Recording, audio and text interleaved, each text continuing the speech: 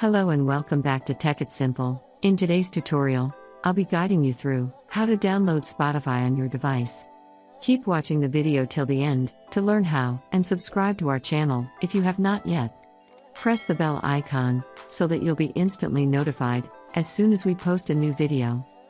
Spotify is the audio streaming and media service provider platform that is owned by Spotify Technology. It is a publicly traded company on the New York Stock Exchange since 2018. To download Spotify on your device, go to your Play Store for your Android and your App Store for your iOS. In this search box, type in Spotify. Once you find the app, tap on it and tap on the install button and wait for the download to begin. To wait for it to install on your device. Once it is installed on your device, tap it open. That is how you can download Spotify on your device, pretty quick and easy. I hope you found the video useful. If you did, go ahead and give it a thumbs up. Feel free to comment down below in the comment box if you have a question or feedback.